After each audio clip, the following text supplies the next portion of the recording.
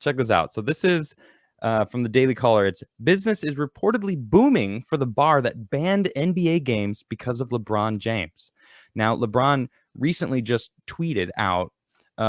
Actually, they got it right at the bottom. Let me just scroll down and show you guys. All right, this is the start. It's because of this tweet. I think it was deleted. Yeah, he deleted it. He deleted because it. so many people, there was so much backlash against it. I mean, right? He should have deleted it because this dude, as far as I'm concerned, saved someone. People were like, but he killed somebody, but he saved somebody. It's like, you which one is it? You know, like whose life mattered more? Well, the person who was not stabbing somebody or going to stab somebody. You know, it's a shame she died, sure, but she shouldn't have been stabbing somebody like in front of a cop, especially. You know, it happened, but this guy, accountability. What did you expect him to do, LeBron? I mean, I did a segment on it. It's not like we need to go into this, but this is what started it, right? So going back to this, let's see. The Delphi Township Bar has been all over the news after the owner made a decision to ban all NBA games on TV until LeBron James is thrown out of the league. Straight up thrown out of the league. No, not even just like banned off his team, like straight up out of the league. I like that. You're done. The ban was implemented after the Los Angeles Lakers superstar targeted the police officer who shot Ma'Khia Bryant during an alleged stabbing attempt on Twitter. Alleged. It's on video. She literally was rearing back to stab somebody with a knife in her hand. But yeah, it allegedly happened. Okay, no, it was a stabbing attempt. I'm sorry. Daily Caller. I'm going to call it like it is. Please do. Well, the decision was apparently been great for business, despite the fact that Lenny's Pub Yelp page was locked after a flood of negative reviews. More people are actually showing up before the stance was taken to ban NBA game. Owner Jay Langman told Cincinnati.com that there's been an increase in foot traffic through the establishment since last Friday. He added, I hope people channel the support to law enforcement and not necessarily to Lenny's Pub. That's awesome. I like that too. He's like, look, this is not to try to get people to come to my establishment. It's to bring more light to the fact that cop didn't do anything wrong. And they're trying to blast this cop for protecting somebody, which is his job. Yeah. He was doing his job. And you know, I'm sure you talked about this argument too, but I think it's so funny because a lot of people ask the question of, okay, if this police officer hadn't shot Ma'Khia Bryant, he would have been, you know, still demonized because it's like, well, why didn't you save the other girl? So it was a lose-lose situation for this poor police officer. He was there to do his job. He was there to serve and protect, which is exactly what he did. He was the one that was called to that situation. And then we have LeBron James, who I don't even know how many millions of followers he has on Twitter, tries to put this guy on blast knowing full well how crazy BLM has been for the past year. They go and they dox people, they attack people, they burn down businesses. So what was LeBron James, what was he expecting would happen from this tweet? You know? Exactly. What was he expecting? He's like, oh, well, he should have let her stab her. Or wait. It was a peaceful stabbing though, Adam. It was a peaceful stabbing. No, he would have been racist for letting her stab. Like, oh, whatever. I don't need to protect that person. That's a specific colored person that I don't need to protect. Like, no. He was protecting a citizen who was about to be attacked by another citizen. Doesn't matter how old the person is. If you got a knife and you go to stab somebody, you are a criminal. That's a criminal act that a cop has every right to stop you from doing. And you know what? I was scrolling through Twitter a little bit today because I hate myself. And are you back on Twitter? Are you back on Twitter? I have my secret ways. I have my secret ways because, you know, your girl has to keep up with the news. So Ma'Khia Bryant's family apparently wants to open an investigation into her shooting. I just read the headline and I'm like, well, maybe it had to do with the fact that she was involved in criminal activity and trying to kill somebody. Right. There's your investigation right there for $0. Right. I mean, it's on tape. It's all there. Multiple angles. She had a knife in her hand. They tried to claim she didn't have a knife, that she dropped it. But it's literally in the... all right. So I'm going to bring Adam, it back. Hold on. Check this out. Go ahead. Okay. What were we going to say? While you're bringing that up, I do want to bring up this aspect of this story as well. Because I was talking on my stream about how a lot of conservatives latched onto this story and that we were talking about it. We're still talking about it. And I kind of feel like it's a distraction from, a lot of other bigger stories that are happening, because we know that the media is continuously spinning things all of the time, and especially throwing that racial divide on it. And the media knows we're going to latch onto it. And so my question to you too, Adam, because let's continue talking about this, is as conservatives, do we stop bringing light to this? Do we continue to give it time and attention? What do we do? Well, don't claim that I'm a conservative.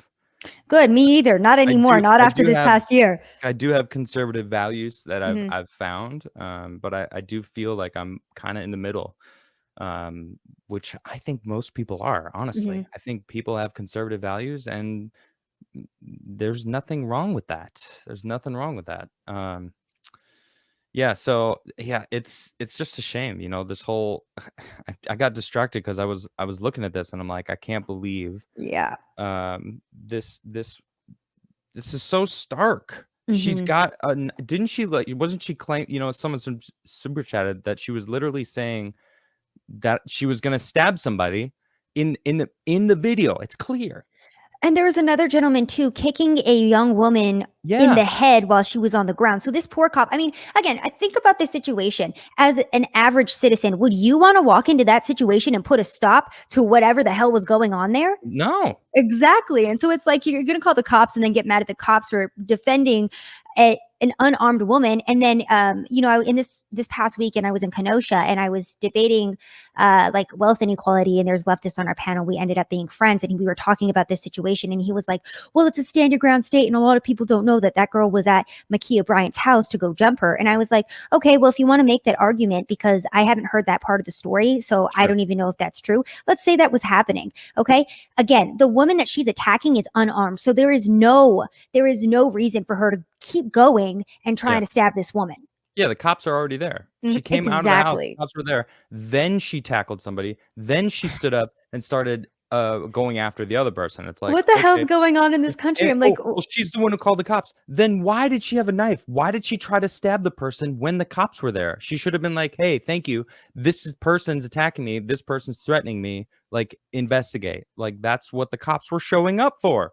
ay, ay, I just ay. And again, we are continuing to encourage this behavior of attacking police instead of encouraging the behavior of, hey, maybe we shouldn't be stabbing our fellow Americans. Right. You know, Maybe we shouldn't try to stab other people maybe that's not a nice thing to do. and get upset when someone stops someone from stabbing someone else. You can't win in Also, this country anymore. We're living in peak clown world. And I used to hate that phrase because I was like, that's so cringe. But how else do we explain what we're living through right now? Like, what the yeah, hell's going on? you're right. I know. We are living in clown world. Yep. 100%.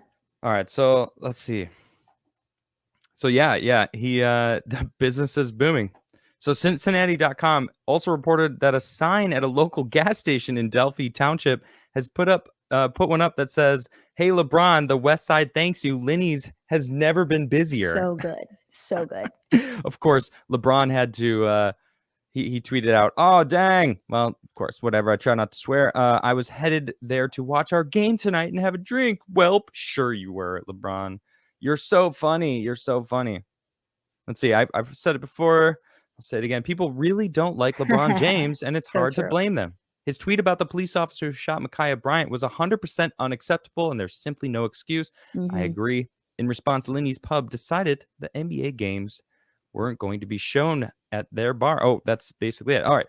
I mean, I really don't feel like we covered it. It's like that was a ridiculous story that people are just and the media, most importantly, are searching for anything to just Mhm.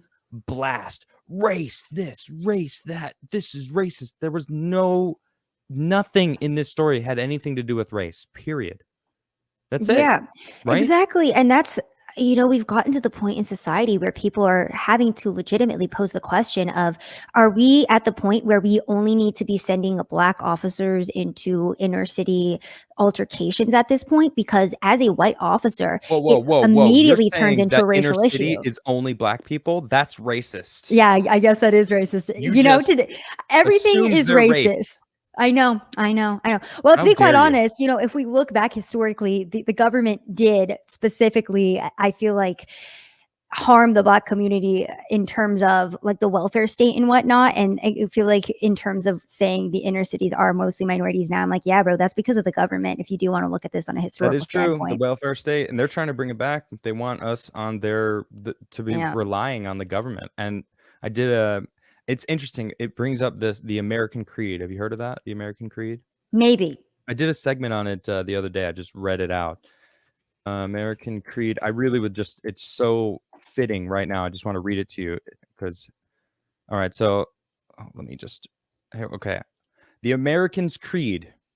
I do not choose to be a common man. It is my right to be uncommon. I seek opportunity to develop whatever talents God gave me, not security. I do not wish to be a kept citizen, humbled and dulled by having the state look after me.